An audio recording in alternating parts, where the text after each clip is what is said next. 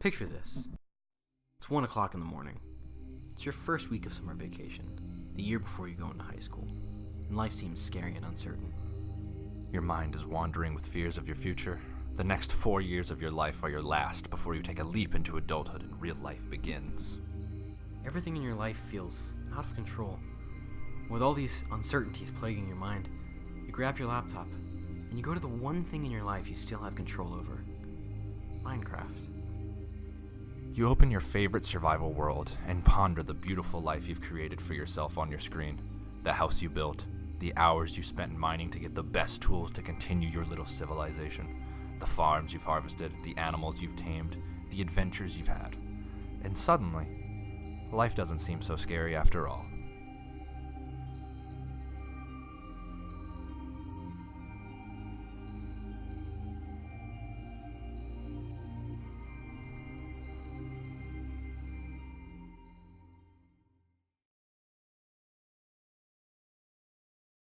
Hello everybody, and welcome back to Real Talks and High Fives.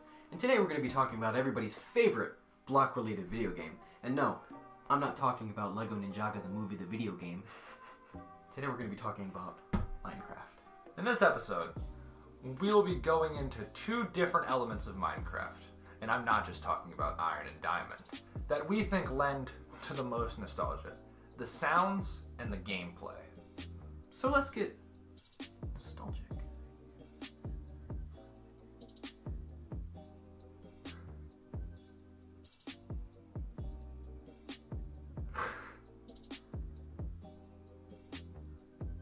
I don't know. It was released in alpha in 2010. Minecraft is a sandbox game created by Marcus Notch Persson. Personified. Pursuit of Happiness. My favorite Will Smith movie. That allows you to craft, create, conjure, and well, mine anything you want, really. The game was revolutionary. Most sandbox games at the time were mediocre at best. Games like Garry's Mod and GTA being the top dogs in the genre. But Minecraft was different. It was a sandbox that everybody could play in. Not that you'd want to share a sandbox with a bunch of people. That sounds kind of unsanitary. It was something that was so easy for anyone and everyone to jump into. Did you say GTA is mediocre? No, I'm saying those were the best ones in the genre. A lot of the other ones were mediocre. And while they were easy to figure out, they were also interesting and innovative. The crafting system is something I've always found to be very unique. While we had seen crafting in games before, most of the time you just had to gather materials and the game would craft it for you by pressing a button. In Minecraft, though, you had to research to figure out the recipes for those items.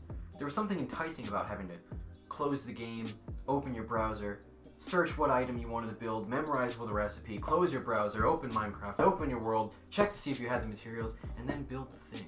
And see if you even remembered the recipe by the end of it.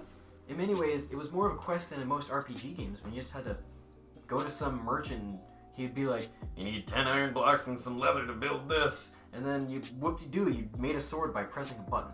Like Skyrim, an amazing game. Logan's words that he put into my mouth, not mine. But as far as the crafting of weapons and armor goes, you just need to look at what materials you need to make a certain weapon, and then make sure your smithing skill was high enough to craft it. Which brings me to my next point. Minecraft is one of the only games in recent years that challenges the players to use the knowledge that they learn to their advantage. Elaborate, tiny hairy boy. I would love to. As mentioned, in Skyrim, you have a skill tree of skills that you learn throughout the game, but there's no real learning involved. You just make a shit ton of iron daggers and then boost your smithing skill until you unlock a new recipe like you're in Cooking Mama. But in Minecraft, you actually have to use the skills you learn to your advantage. And even going online and Googling how to do something is still learning the skill. It's like reading a For Dummies book in real life in order to apply the knowledge to the game. With most games, their skill trees aren't real skills. In Minecraft, you are the skill tree.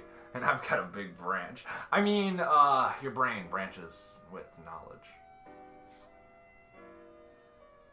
This has always been one of the most appealing parts of Minecraft for me, and while some people don't necessarily like how Minecraft has evolved over the years, with each new update adding new things, They're constantly adding new ideas, new items, new materials and recipes to actually memorize and add to your experience.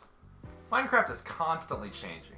Their most recent updates adding underwater worlds and all sorts of crazy items and elements, like elemental arrows, and you can use double-handedness. Yeah, there's shields and all sorts of weird things. They weren't in the game when I started. Back in my day. Back in my day. And it is with this that the player must change, which is what makes the gameplay so beautiful. I can remember trying to build elaborate contraptions when I was younger, and my friend would have tabs of crafting recipes and tutorials open on his computer while I was trying to execute the plans on my laptop. And some of my favorite memories from the game came from this. All these gameplay elements are incredible. The building, the crafting, the farming, the combat, the leveling. It was such a wide appeal to many different groups of people. Personally, I enjoyed fighting and going through elaborate caves and seeing just what I could find.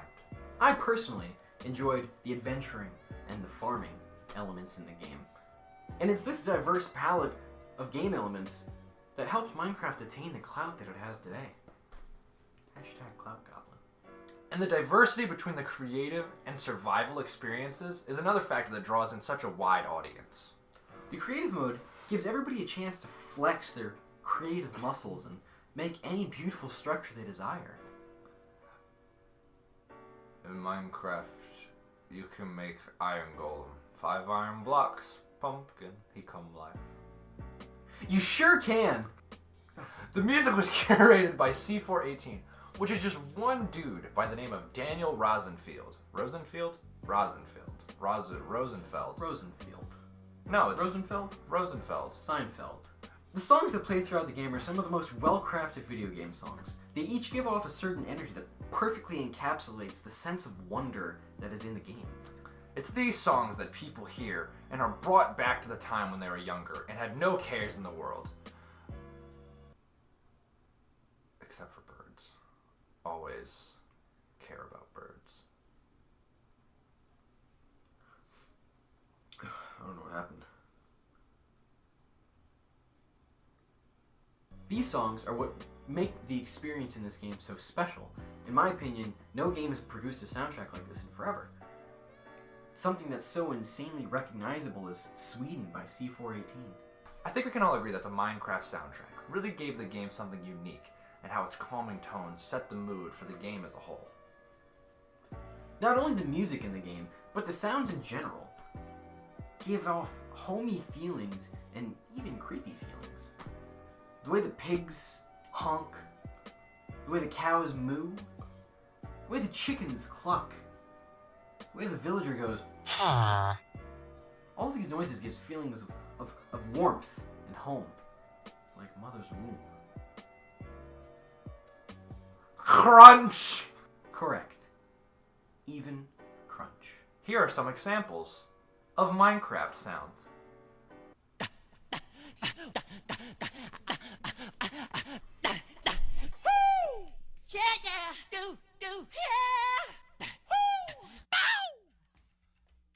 With this being said, Minecraft is truly and honestly one of the best games to ever be created.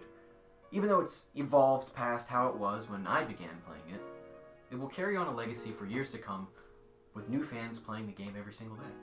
Don't forget about how it started Battle Royales. Yeah, Minecraft Hunger Games was the OG Fortnite.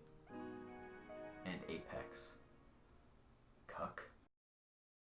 Don't forget to subscribe. Yeah, we hope you enjoyed this video. It's a little bit different. We actually had a script and a prompt and all sorts of stuff. We would, if we ever get more time, if this becomes at least a part-time job, maybe a full-time job, more of these will definitely be coming. Yeah. I hope it didn't look too obvious when I was reading off of the laptop. I lost my place a lot, even though I wrote this script. And one day, I think you did a pretty good job. Yeah, I started writing it today. I was doing my homework and I was listening to the Minecraft soundtrack, and I was like, we need a Wednesday episode today, and I really want to start doing our nostalgia episodes. I wanted to have a series of episodes where we do deep dives into things that make people nostalgic, and do a little thing on why they're nostalgic and what people feel nostalgic about. And the first thing that came to mind, Minecraft. And I was listening to the music, and it just brought me back to a time. And that kind of inspired me. So I was just sitting there for hours, writing a script, that we turned in today's episode. So yeah, we thank you all for watching, and I hope you have a beautiful rest of your day. Go play Minecraft. It's a wonderful game. It still brings me back to childhood. And now you can play sorry. Now you can play any version you want. You can load up an old version if you're an OG. If you're an old head, you can load up any version. Goodbye, cuties. Goodbye. We love you.